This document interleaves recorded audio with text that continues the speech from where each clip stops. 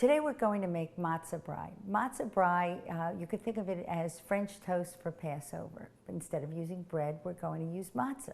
Now, some recipes do call for using dry matzah, but if you ever did it that way, you know it came out pretty hard and pretty dry. So I'm going to use the method that's made by most people. However, your family traditions will dictate whether or not you're using whole sheets of matzah broken up into small pieces, or whole sheets of matzah whole, or in sections. What I'm going to do first is take 2 sheets of matzah, and I'm going to break them up into fourths. Doesn't have to be perfect, just want bigger sheets.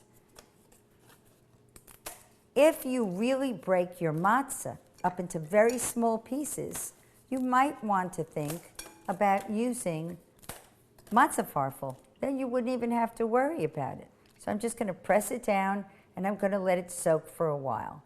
And while it's soaking, I am going to put it aside, and I'm going to take my bowl and make my egg mixture. I'm going to crack the egg. Most people don't realize this, but if you crack the egg on a countertop as opposed to the edge, you will get a nice straight cut, and you will have a better chance that there won't be shell. I'm going to open up the egg, and then I'm going to check it. It's fine. The egg yolk broke. In this case, it's not a problem. If you were trying to separate your eggs for your meringues, that would be a big problem. But that's another lesson.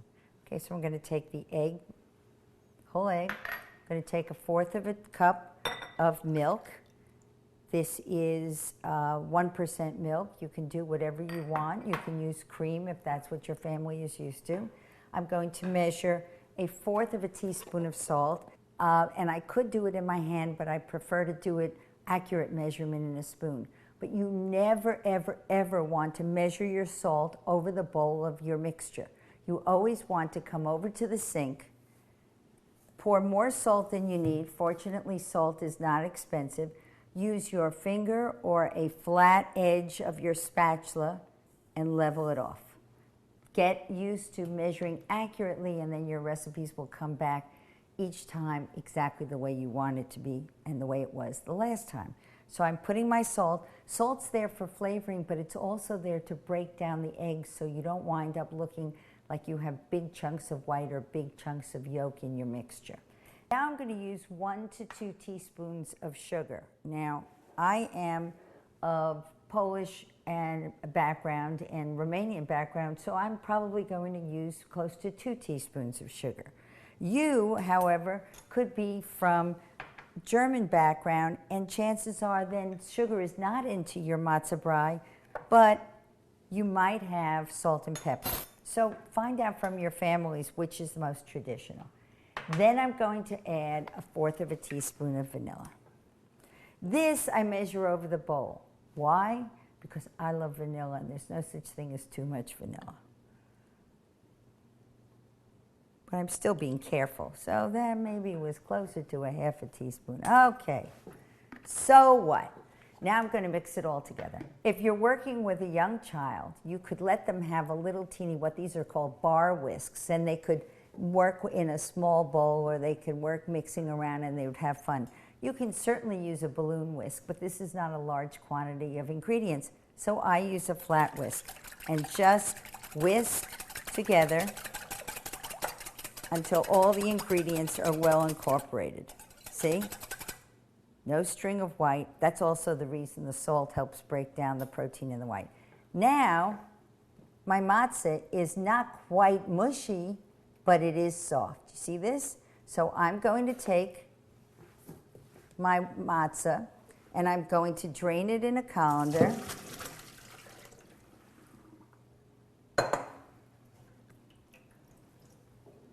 Here, so you can see it better. And then I'm going to press out a lot of the water. You can use the back of your hand. You can use a spatula. Depends on whether you really like to get into your cooking or not. So now I'm going to take my matzah, and I'm going to put it into the bowl with the egg. And this is why it's nice to use a rubber spatula, because it won't break down the matzah too much. And I'm folding it or just getting it to combine. Now, if you really want perfect pieces of matzah, or if your family likes to do one individual piece at a time, then you'll have to be a little bit more careful when you're soaking the matzah, and maybe soak one piece at a time, drain it, and then put it into an egg mixture, and then carefully lift it up. But I don't know anybody that has that much time during Passover for breakfast to take it one at a time, maybe on weekends. Whenever you're frying in a pan, you always want to heat the pan first before you add anything to it. People assume that if a pan is nonstick, which I think is a good idea to use when you're working with eggs, they assume that you don't have to worry about it, just put the butter or the oil in it and no big deal. You have to remember that the pan needs to heat up first so that it can then heat up the fat, and then the fat won't stick to the pan. You put even oil into a pan and that's cold, and it will create a subtle film on it, and then you wonder why your food sticks more. So you just heat it up for about 10 seconds, and then add your butter. In this case, I'm adding my 1 tablespoon of butter. Obviously, we don't want it to burn, but you also don't want your pan to be too cold. And yes, I want to get all the sides. Now, in this case, the butter is used for 2 reasons. Not only is it used to prevent the matzah brei from sticking, but it's also used for good flavor. If you want to use margarine, you can use margarine. However, do not use low-fat margarine for frying. Ever, ever, ever. Low-fat margarine is low-fat because they incorporate air into it and they incorporate water into it. And that's when you get lots of splattering, and then there's not enough fat and your food sticks and you can't understand why. So now our butter is bubbling, and I'm going to take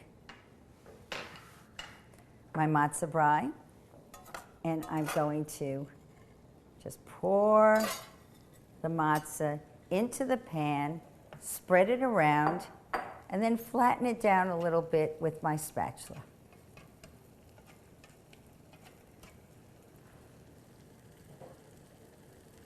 This will not take long to cook.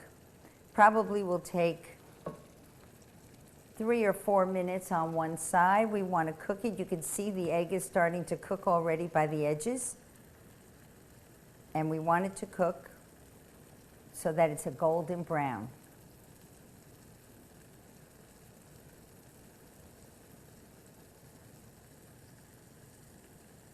The bubbles are not only the moisture in the milk from the egg mixture, but it's also the excess water that was still in the matzah, so that's why you have the sizzling.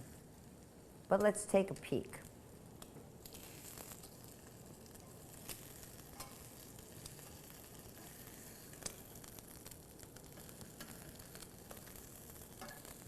It's actually quite good. Now, I'm not bad, but I don't think I want to really flip this up into the air. So I have 2 options. I can use a plate, flip it over onto the plate, and then slide it back in. Or I could use 2 spatulas, and if it breaks a little bit, it breaks a little. I'm not going to worry about it. So since this is going to be the safest way to do it, if you're working with children, by the way, they can stand here and pat it, but you're the one that flips it over. It should not be a young child that is in charge of this project. Let's see how we can do here.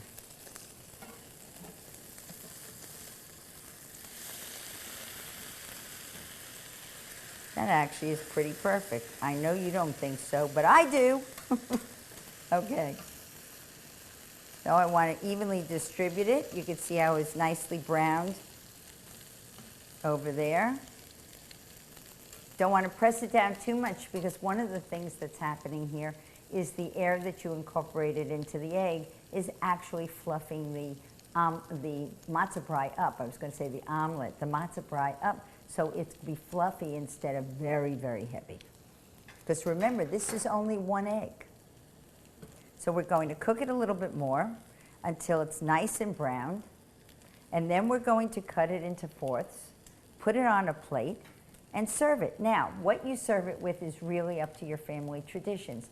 Use maple syrup, and you can use pure maple syrup because that's natural for Passover, or you can use cinnamon and sugar. And I want to show you something. We have this tendency of mixing two mixtures together and stirring in a circle. Well, I'm going to show you what happens. We don't really need quite a teaspoon, but I'm going to put the cinnamon in here. If I stir, it's going to go round and round and round. And where does the cinnamon go? And it's going to take forever. Now watch what happens if I pretend like this is spokes on a wheel. Look how fast the cinnamon and the sugar mix together, as opposed to round and around and around. This is the best way to do it with young children. Not only is it the best way for young children, but it really allows you to mix faster, mix more uniformly, and not get all of the sugar on your counter. I think that the matzah brei is just about ready.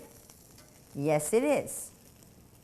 If you use a knife, you can use a knife very gently. You don't have to scratch the bottom of your pan. Remember, this is not, it's not hard to cut. You just want to separate the pieces a little bit better. Okay, there was one piece of matzah that wanted to stay there on its own. So I'm going to take the matzah brei. I'm going to put it on the plate.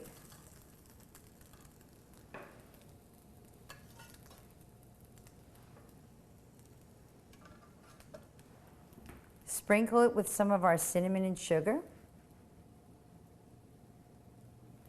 So this is mango and papaya and mixed berries. Put it on the top. And there you have a very good, delicious breakfast during Passover, or frankly, any time of the year. Enjoy, eat in good health.